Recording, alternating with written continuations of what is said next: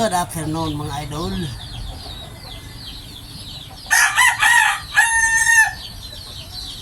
Kilala ko sa inyo itong aking nag-iisang buhay. 5 to sila.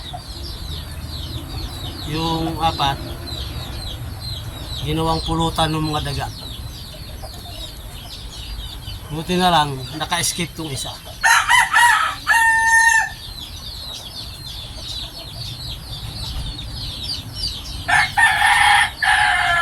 Bunguton, balbasarado. Sa Tagalog tawag ito mitra. Kasi si Mitra nagpauso nito. Pero ibang lahi na to mga idol, ibang lahi na to. Hindi na to kagaya nung kay Mitra. Baka malapit siya sa Malatuba, kulay. Pero ang nanay nito gold. Hindi ko alam kung bakit nagkaroon siya ng balbas. Baka yung nanay may lahing balbasarado. Ngayon, mga idol, kilala ko sa inyo yung klase ng mga laro ng manok na ito. Magaling to sa timing at ilag, mga idol. Magaling to sa ilag, atras, ilag pailalim, side to side. Magaling yung ganitong klaseng manok na at timing. Pak, ilag, atras, ilag, bira.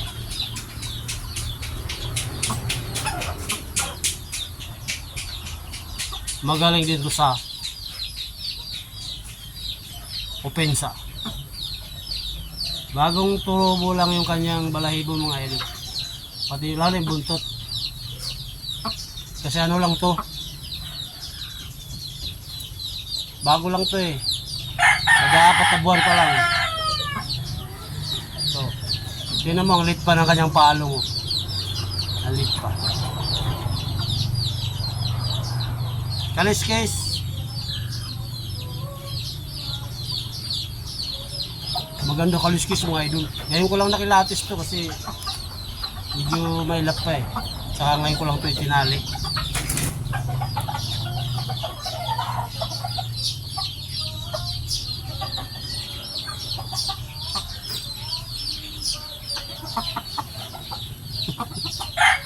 First time mga idol magkaroon ng ganitong manok.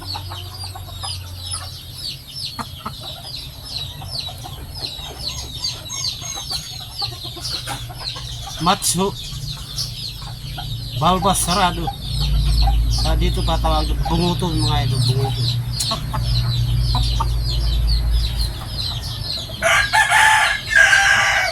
Ganda ng katawan. Dikit, sipit-sipitan. Sa mga hindi marunong kumilalas ng manok, ano?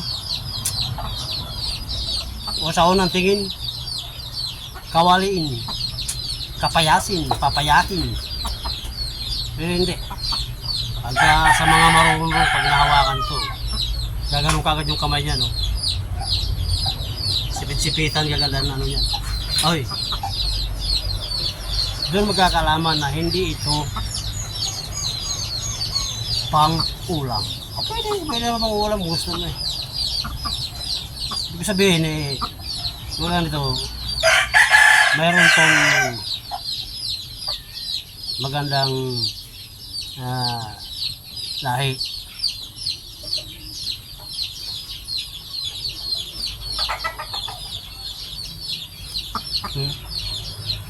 Hanggang pangao,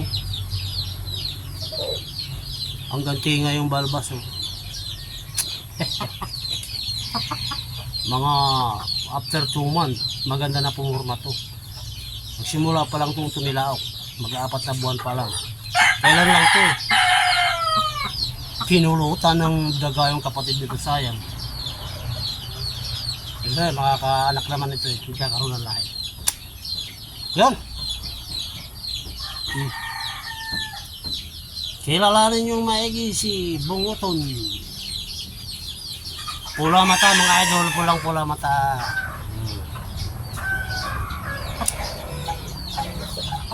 Bilis lumaki mga idol.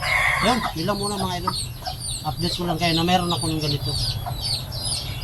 Lumabas dito sa aking backyard. Yun. Huwag niyo kalimutan mag-subscribe at mag-like mga idol. Dahil dun lang manggagaling yung buhay ng aking bahay. Yung channel na ito. God bless mga idol. Bye-bye sa inyo.